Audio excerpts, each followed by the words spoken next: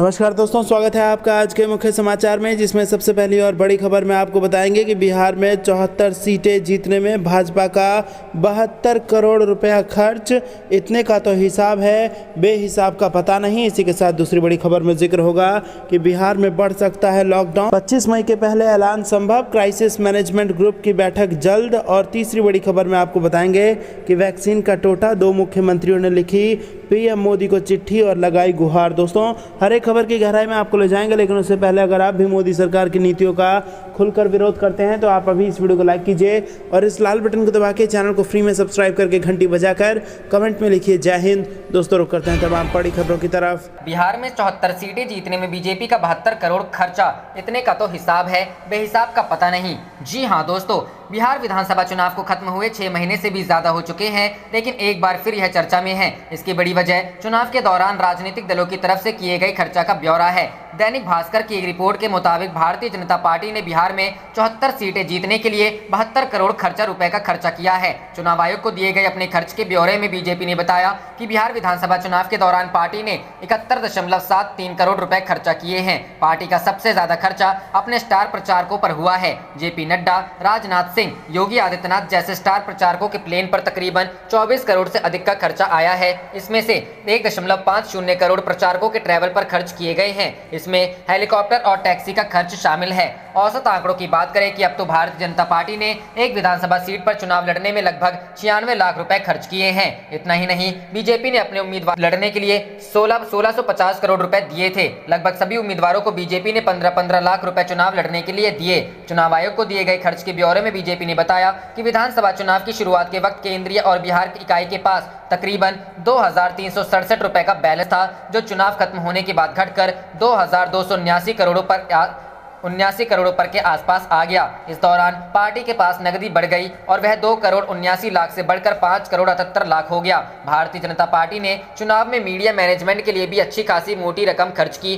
BJP की तरफ से गूगल इंडिया को 1.59 करोड़ रुपए दिए गए। बिहार विधानसभा चुनाव वर्चुअल मोड में शुरू हुआ था, लिहाजा सोशल और डिजिटल मीडिया पर इसके लिए बड़ी राशि खर्च की गई। रुख करते हैं अगली खबर की तरफ। बिहार में बढ़ सकता है लॉकडाउन, 25 मई के पहले ऐलान संभव, क्राइसिस मैनेजमेंट ग्रुप की बैठक जल्द। जी हां दोस्तों, कोरोना संकट के बीच बिहार में लॉकडाउन को बढ़ाया जा सकता है। इस पर आधिकारिक ऐलान जल्द किए जाने की संभावना है। माना जा रहा है कि लॉकडाउन को बढ़ाने के साथ ही कुछ रियायतें बढ़ाई जा सकती हैं। इसमें दुकानों को खोलने की टाइमिंग बढ़ाने समेत दूसरी ढील देने की संभावना है। सूत्रों के मुताबिक 1-2 रोज में क्राइसिस मैनेजमेंट ग्रुप की बैठक होगी। इसमें बिहार में लॉकडाउन बढ़ाने के फैसले का आधिकारिक ऐलान संभव है। बिहार में लॉकडाउन की बात करें तो बढ़ते कोरोना संकट को देखते हुए 5 मई को 15 मई तक के लिए लॉकडाउन लगाया गया था। इसके बाद लॉकडाउन को 25 मई तक के लिए बढ़ा दिया गया। बिहार स्वास्थ्य विभाग का दावा है कि लॉकडाउन के कारण बिहार में कोरोना संक्रमण के मामलों में गिरावट दर्ज की गई है। इसको देखते हुए कमोबेश तय है कि राज्य सरकार जून के पहले सप्ताह तक लॉकडाउन को बढ़ा सकती है।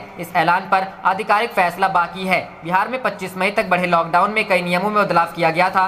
शादी समारोहों में 20 लोगों को शामिल होने की इजाजत मिली थी। शहरी और ग्रामीण इलाकों में दुकान खोलने के समय में भी बदलाव किया गया था। शहरी क्षेत्र में सब्जी, अंडे, मांस, मछली की दुकानें सुबह 6 से 10 बजे तक ही खोलने की अनुमति थी। ग्रामीण क्षेत्र में सुबह 8 से दोपहर 12 बजे तक ही दुकान खोलने की अनुमति दी गई थी। किसानों के लिए बीज और खाद की दुकानें सोमवार और गुरुवार को सुबह 6 से 10 बजे तक खोलने के निर्देश दिए गए थे। वहीं लीची और आम की पेटी बनाने के लिए सीमित संख्या में आरा मिलों को खोलने की इजाजत मिली थी। लॉकडाउन के दौरान स्कूल, कॉलेज समेत तमाम शैक्षणिक संस्थानों को बंद रखने की सख्त हिदायत मिली थी। रुख करते हैं अगली खबर की तरफ। वैक्सीन का टोटा, 2 मुख्यमंत्रियों ने लिखी पीएम को चिट्ठी, लगाई यह गुहार। जी हां दोस्तों, वैक्सीन की किल्लत को लेकर 2 मुख्यमंत्रियों ने प्रधानमंत्री नरेंद्र मोदी को चिट्ठी लिखी है। इनमें दिल्ली और आंध्र प्रदेश के सीएम शामिल हैं। इन्होंने अपने यहाँ वैक्सीन की कमी का हवाला देते हुए इसकी सप्लाई बढ़ाने की गुहार लगाई है। दिल्ली के सीएम अरविंद केजरीवाल ने शनिवार को पीएम को लिखे पत्र में कहा है कि युवाओं के कोटे की वैक्सीन खत्म हो गई है। युवाओं के टीकाकरण केंद्र आज से हमें बंद करने पड़ेंगे। उन्होंने पत्र में कहा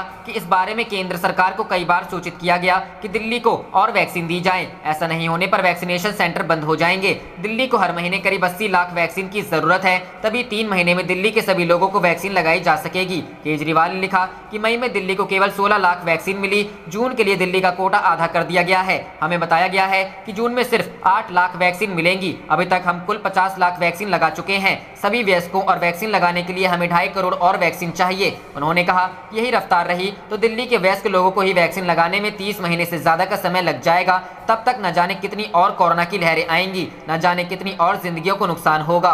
रुख करते हैं अगली खबर की तरफ। लालू यादव को बड़ी राहत, डीएलएफ रिश्वत मामले में सीबीआई से मिली क्लीन चिट। जी हां दोस्तों, बिहार के पूर्व मुख्यमंत्री लालू यादव के लिए एक और बड़ी राहत की खबर आई है। पता चला है कि डीएलएफ रिश्वत मामले में सीबीआई ने लालू यादव को क्लीन चिट दे दी है। पता ये भी चला है कि ये क्लीन चिट अभी नहीं बल्कि पूर्व डायरेक्टर ऋषि कुमार शुक्ला के कार्यकाल में ही दे दी गई थी। 2018 सीबीआई ने पीई यानी प्रारंभिक जांच के तौर पर यह केस दर्ज किया था, लेकिन इस मामले की छानबीन करने के बाद जब कोई ठोस सबूत नहीं मिला तो इसकी फाइल बंद कर दी गई और लालू यादव को क्लीन चिट दे दी गई थी। इस मामले में आरोप था कि 2007 में कथित shell company AB export private limited ने दिल्ली की न्यू फ्रेंड्स कॉलोनी में 5 करोड़ रुपए की प्रॉपर्टी खरीदी थी। ये कॉलोनी डीएलएफ ने तैयार की थी। बाद में 2011 में लालू यादव के बच्चों तेजस्वी, चंदा और रागिनी ने एबी एक्सपोर्ट को 4 लाख रुपए में खरीद लिया। इस तरह करोड़ों की प्रॉपर्टी लालू को कथित तौर पर 4 लाख रुपए में ही मिल गई। इसके बाद आरोप लगे कि एबी एक्सपोर्ट के जरिए डीएलएफ ने रिश्वत पहुंचाई। ये रिश्वत नई दिल्ली रेलवे स्टेशन और बांद्रा रेलवे स्टेशन के प्रोजेक्ट के बदले में दी गई थी।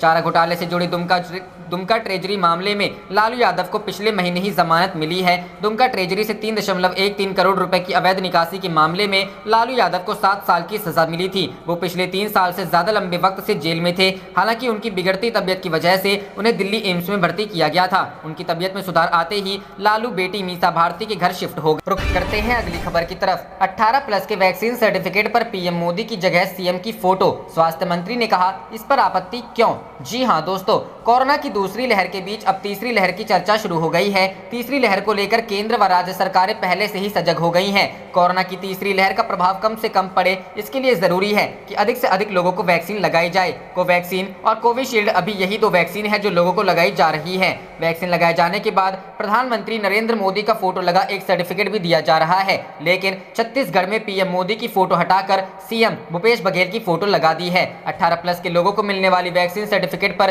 पीएम की जगह सीएम भूपेश बघेल की फोटो नजर आ रही है। छत्तीसगढ़ के स्वास्थ्य मंत्री टीएस सिंहदेव ने मामले पर कहा कि इसमें गलत क्या है। केंद्र सरकार की ओर से जो वैक्सीन मिले हैं और जिन्हें यह वैक्सीन लगाई जा रही है, इनके सर्टिफिकेट पर पीएम मोदी का ही फोटो है। लेकिन 18 से 44 साल की जनता के लिए जो वैक्सीन छत्तीसगढ़ सरकार ने खरीदे हैं, उसमें यदि सीएम भूपेश बघेल की फोटो है तो आपत्ति क्यों? छत्तीसगढ़ के मुख्यमंत्री भूपेश बघेल का फोटो लगा सर्टिफिकेट वैक्सीन लेने वाले लोगों को दिया जा रहा है। हालांकि बीजेपी ने ऐतराज जताते हुए कहा कि आपदा में भी कांग्रेस प्रचार का मौका नहीं छोड़ना चाहती। यही कारण है कि मुख्यमंत्री भूपेश बघेल के फोटो वाले सर्टिफिकेट 18+ के लोगों को दी जा रही है। दरअसल देश भर में वैक्सीन के लिए जारी कोविन ऐप की बजाय छत्तीसगढ़ सरकार ने 18 से 44 साल की उम्र वालों के टीकाकरण के लिए अपनी वेबसाइट CGTEEKA लॉन्च किया है, जिस पर युवा रजिस्ट्रेशन करवाकर वैक्सीन लगवा रहे हैं। इस ऐप पर रजिस्ट्रेशन के बाद जो सर्टिफिकेट दी जा रही है, उस पर पीएम मोदी की जगह मुख्यमंत्री भूपेश बघेल की फोटो लगी हुई है। इसे लेकर अब राजनीति भी शुरू हो गई। रुख करते हैं अगली खबर की तरफ। न स्टॉक देखा न WHO की गाइडलाइंस, सरकार ने कर दिया टीकाकरण का विस्तार। जी हां दोस्तों, कोरोना वायरस वैक्सीनेशन को लेकर पुणे की वैक्सीन निर्माता company serum institute of India के एग्जीक्यूटिव डायरेक्टर सुरेश जाधव का कहना है कि सरकार ने वैक्सीनेशन अभियान के विस्तार के दौरान वैक्सीन के उपलब्ध स्टॉक और विश्व स्वास्थ्य संगठन की गाइडलाइंस को ध्यान में नहीं रखा। उनका यह बयान ऐसे समय में आया है जब देश के कई राज्यों में वैक्सीन की किल्लत की समस्या सामने आ रही है। एक कार्यक्रम के दौरान जाधव ने कहा कि भारत सरकार को WHO की गाइडलाइंस को ध्यान में रखकर उसके अनुसार ही वैक्सीनेशन में लोगों को प्राथमिकता देनी चाहिए थी। उन्होंने कहा कि शुरुआत में 300 मिलियन लोगों को वैक्सीन दी जानी थी, जिसके लिए 600 मिलियन डोज की जरूरत थी। उन्होंने आगे कहा कि हम टारगेट तक पहुंचते इससे पहले ही सरकार ने 45 साल के ऊपर के सभी लोगों को वैक्सीन के साथ साथ 18 साल से ऊपर की उम्र वालों के लिए भी वैक्सीनेशन खोल दिया, जबकि सरकार को भी पता था कि हमारे पास वैक्सीन का इतना स्टॉक नहीं है। इस बात से हमें ये सीख मिली कि हमें